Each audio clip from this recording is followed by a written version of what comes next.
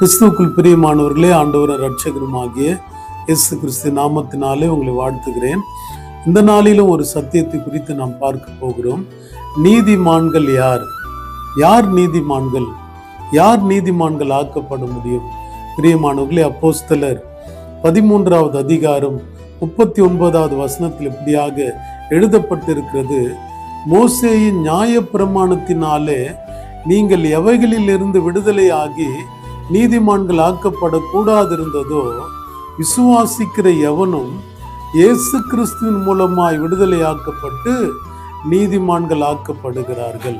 பிரியமானவர்களே, இயேசு கிறிஸ்துவின் வழியாகவே நாம் நீதிமான்கள் ஆக்கப்படுகிறோம். எப்படி நாம் நீதிமான்கள் ஆக்கப்பட முடியும்? ரோமர் 5:9வது வசனத்தில் எப்படியாக எழுதப்பட்டிருக்கிறது: இயேசு கிறிஸ்துவின் இரத்தத்தினாலே நாம் நீதிமான்கள் ஆக்கப்படுகிறோம். பிரியமானவர்களே, அவர் ரத்தம் தான் நம்மை நீதிமான்களாக மாற்றி இருக்கிறது.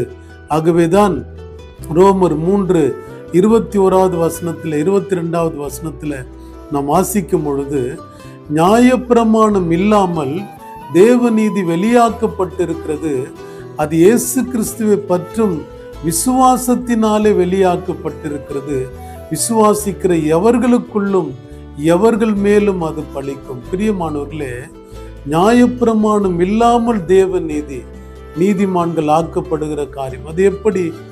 இயேசு கிறிஸ்துவின் இரத்தத்தினாலே. அப்படி என்றால் இயேசு கிறிஸ்துவின் இரத்தம் கடைசியாக அது சிந்தப்பட்டது. அந்த இரத்தத்தின் வழியாக நாம் நீதிமான்கள் ஆக்கப்படுகிறோம். எப்படி நீதிமான்கள் ஆக்கப்படுகிறோம்?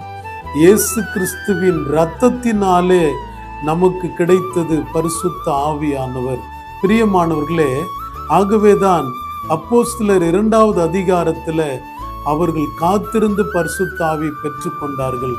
ஆகவேதான் 1 தீமோத்தேயு 3வது அதிகாரம் 16வது வசனத்தில் எப்படியாக எழுதப்பட்டிருக்கிறது: அவர் ஆவியிலே நீதி உள்ளவர் எனப்பட்டார். பிரியமானவர்களே, இயேசு கிறிஸ்து எப்படி எந்த வழியிலே கடந்து போனாரோ நமக்கு அந்த பாதை இருக்கிறது. ஆகவே நாமும் மாம்சத்திலே இரத்தத்திலே நாம் நீதிமான்கள் ஆக்கப்பட முடியாது. ஏனென்றால் மாம்சமும் இரத்தமும் தேவனுடைய ராஜ்யத்தை சுதந்தரிக்க மாட்டாது.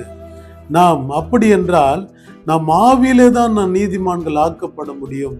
நாம் எப்படி ஆவியிலே நீதிமான்கள் ஆக்கப்பட முடியும்? பரிசுத்த ஆவியை நாம் பெற்றுக்கொள்ள வேண்டும். பிரியமானவர்களே, இயேசு கிறிஸ்துவின் இரத்தத்தினாலே நீதிமான்கள் ஆக்கப்படுகிறோம் என்றால், இயேசு கிறிஸ்துவின் இரத்தம் கடைசியாக சிலுவையிலே சிந்தப்பட்டது. அதன் பிறகு எந்த இரத்தமும் இல்லை.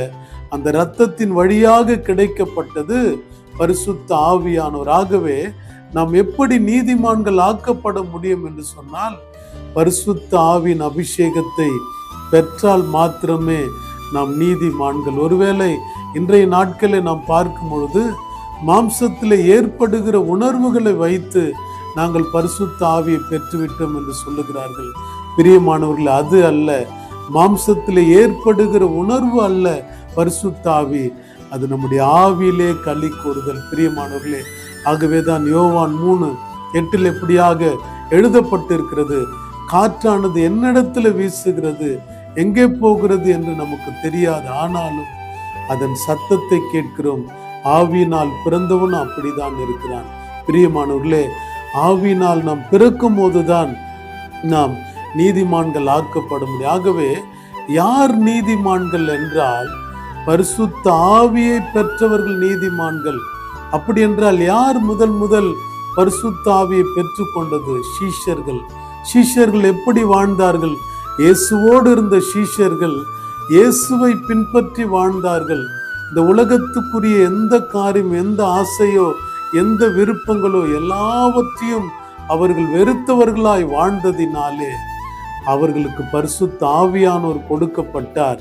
அந்த பரிசுத்த ஆவியின் அபிஷேகத்தின் வழியாக அவர்கள் நீதிமான்களாக மாற்றப்பட்டார்கள். பிரியமானவர்களே, நாமும் இயேசு கிறிஸ்துவின் சீஷர்கள் போலவே இயேசு கிறிஸ்துவையே நம்ம பின்பற்றி அவருடைய வார்த்தையை கை கொண்டு நடக்கும் போதுதான் பரிசுத்த ஆவியானவர் நமக்கு கொடுக்கப்படுவார்.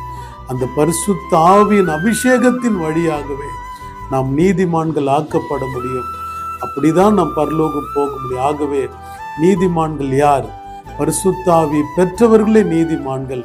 நாமும் இயேசு கிறிஸ்துவின் சீஷர்களைப் போல வாழ்ந்து நடந்து பரிசுத்தாவியின் அபிஷேகத்தை பெற்றுக்கொண்டு நீதிமான்கள் ஆக்கப்படுவோம். கர்த்தர் தாமே நம்மை ஆசீர்வதிப்பார். ஆமென்.